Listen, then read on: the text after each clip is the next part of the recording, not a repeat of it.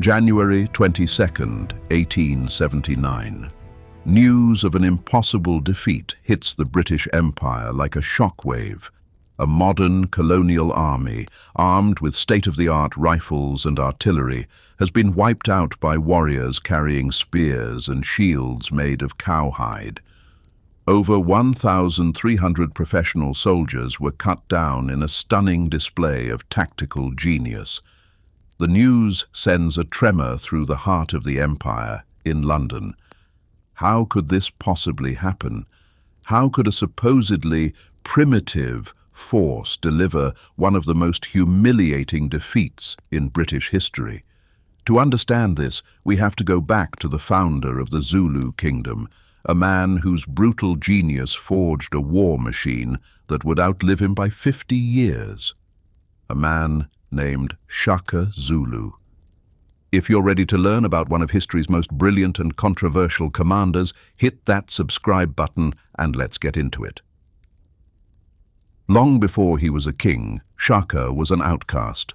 Born around 1787, he was the illegitimate son of a minor Zulu chief, Senzanga Kona, and a princess named Nandi. Because their union broke clan customs, the stigma haunted Shaka's childhood. He and his mother were exiled, forced to wander between villages, enduring constant hardship and humiliation. But what happens when you push a child with a royal bloodline too far? Nandi eventually found a home with the powerful Mthethwa clan, but for young Shaka, the psychological damage was already done. The bitterness of his youth forged in him a ruthless ambition and an unbreakable will to power. It was with the Mthethwa that Shaka's destiny began to change. As a young man, he was conscripted into the army of the Mthethwa chief, Dingiswayo. But Shaka wasn't just another warrior, he was a prodigy. Dingiswayo was a reformer, already tinkering with traditional warfare, but Shaka saw the world differently. He questioned everything. Why throw away your only spear when you could hold onto it and kill again and again? Why fight in disorganized mobs when you could move as one disciplined, deadly unit? His physical courage was legendary, and his mind was a storm of new tactical ideas. Dingiswayo, impressed by the young man's ferocity and strategic thinking, became his mentor. Under Dingiswayo's wing, Shaka quickly rose through the ranks, earning a reputation for both brilliance and brutality. When Shaka's father died in 1816, the moment he had been waiting for arrived. With the military backing of his powerful mentor, Shaka returned to the Zulu clan. He moved swiftly, assassinating his half-brother who had claimed the throne and seizing power for himself. At the time, the Zulu were a small, insignificant clan of maybe 1,500 people, but under Shaka's command, they were about to become the most feared military force in southern Africa. The outcast was home, and he was ready to build an empire. What do you think is a more powerful motivator, ambition or revenge? Let us know in the comments below. Shaka didn't just reform the army, he tore it down and rebuilt it from the ground up. His most iconic innovation was a weapon. The iklwa traditional warfare in the region had been dominated by the long, flimsy throwing spear called the assegai. Warriors would hurl their spears from a distance in battles that often had few casualties. Shaka thought this was inefficient, even cowardly. He armed his men with a short, broad-bladed stabbing spear with a thick shaft. He called it the iklwa, named for the sickening, sucking sound it made when pulled from a human body. This wasn't just a new weapon, it was a whole new philosophy of war. By getting rid of the throwing spear, Shaka forced his warriors into brutal face-to-face combat. There was no more skirmishing from a safe distance. Now, battle was a bloody, hand-to-hand struggle to the death. To go with the iklwa, he introduced a larger, stronger cowhide shield that could be used to hook an enemy's shield away, exposing their chest for the fatal thrust. But new weapons are one thing. How do you convince thousands of men to abandon their traditions for such a brutal new form of combat? Shaka's real genius was in organization.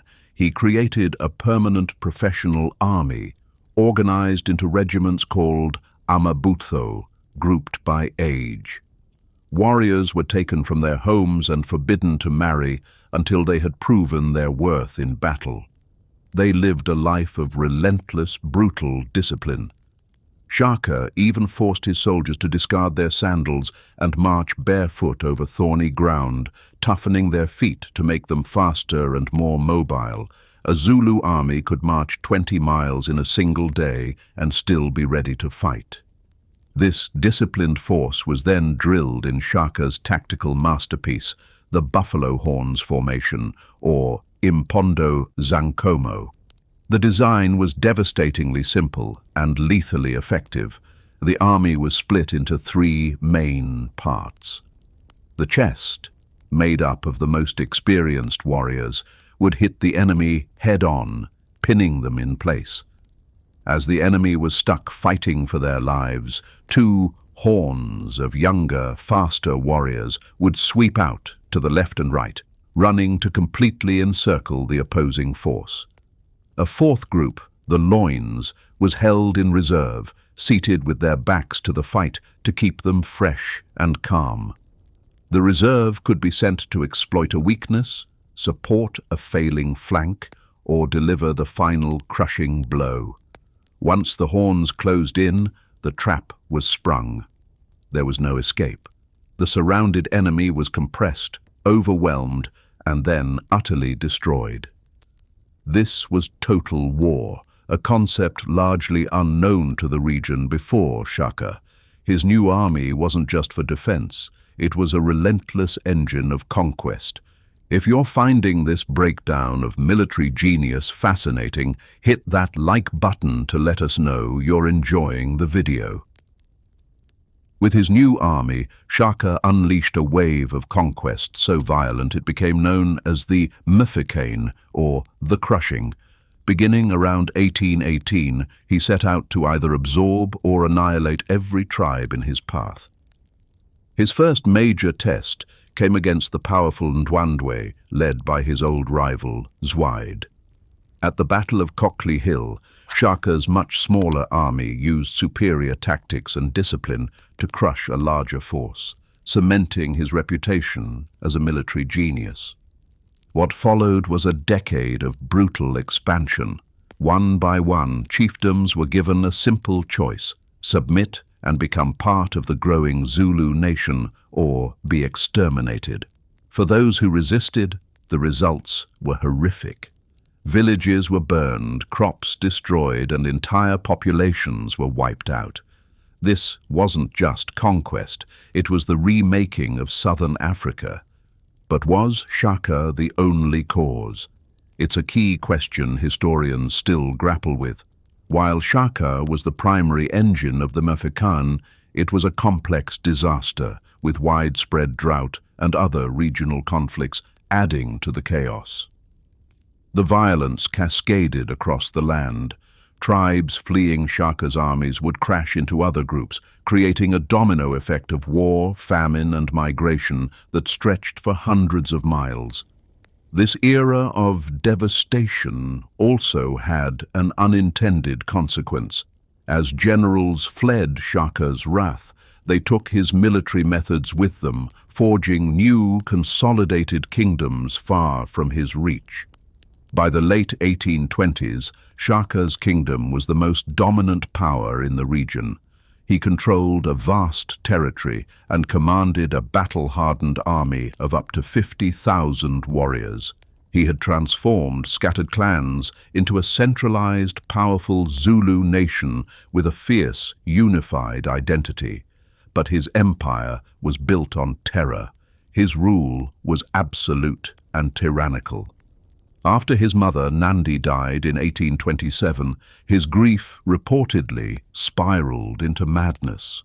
Accounts tell of a year-long reign of terror where no crops could be planted, no milk could be consumed, and any woman found pregnant was executed along with her husband. Thousands were said to have been killed simply for not showing enough grief. This erratic brutality turned many against him. Shaka's war machine had built an empire, but his own cruelty was tearing it apart from within. Was this grief-fueled madness, or the calculated paranoia of a tyrant? Tell us what you think in the comment section. Shaka's endless wars and brutal reign created enemies, even inside his own family. On September 22, 1828, with his main army away on a campaign, Shaka was assassinated by his half-brothers Dingaan and Mlangana. It said his last words were a prophecy, warning them that not they, but white people who will come up from the sea, would one day rule the land. Dingaan seized the throne, inheriting the formidable military system that Shaka had created. For the next 50 years, the Zulu kingdom remained the dominant power in the region, a major obstacle to the ambitions of encroaching European colonists. By the 1870s, those ambitions belonged to the British Empire. The British High Commissioner, Sir Henry Bartle Frere, saw the independent Zulu kingdom as a threat to his plan for a British-controlled federation in South Africa, using a series of border disputes as his excuse. Frere issued an impossible ultimatum to the Zulu king, Cetshwayo, in December 1878. He demanded the entire Zulu army be disbanded in 30 days. It was a demand Cetshwayo could never accept, which is exactly what the British wanted. In January 1879, a powerful British force, commanded by Lord Chelmsford, invaded Zululand. They were confident, even arrogant, armed with modern weapons and backed by the might of the world's greatest empire. This should have been an easy victory, right? On January 22nd, Chelmsford made a fatal error. He split his forces, taking a large part of his army to hunt for the main Zulu force, leaving about 1,800 men to guard their camp at the base of a mountain called Isandlwana. He thought the camp was secure. He was disastrously wrong. A Zulu army of 20,000 warriors, moving with the speed and stealth Shaka had demanded, descended on the unsuspecting camp. They employed the classic buffalo horns formation, a core tactic from Shaka's playbook. The Zulu chest slammed into the British front, while the horns moved silently and swiftly to encircle the camp, cutting off all escape. The British fighting line was too spread out, and their ammunition supply lines broke down under pressure. The rifle volleys faltered, and the Zulu warriors surged forward, overwhelming the soldiers in a storm of close-quarters combat with their iklwa spears. The result was a slaughter. The military system, built on the foundations Shaka had laid half a century earlier, had been unleashed on the British Empire, and it had bled them dry. The Battle of Isandlwana was a terrifying testament to Shaka's enduring, brilliant, and bloody legacy. We're about to get to our final verdict on Shaka, so if you've made it this far, help us out with a quick like on the video. The British would eventually recover and win the Anglo-Zulu War through sheer firepower, but the victory at Isandlwana sent a message that echoed around the world. It proved that an African army, using its own unique tactics, could challenge and decisively defeat a modern European power. Shaka Zulu himself remains a deeply complex figure. He was a nation builder and a tyrant, a military genius and a mass murderer. He was responsible for immense suffering, but he also forged a powerful kingdom and a legacy of resistance that would inspire for generations. The war machine he built was a product of his brutal genius, a force that not only conquered his rivals, but, decades after his death, handed the mighty British Empire one of its most crushing defeats in history. So what should we make of Shaka? Was he a visionary hero or a brutal tyrant? Let us know what you think in the comments. And if you want to learn more about the titans of history, make sure you subscribe and hit that notification bell. Thanks for watching.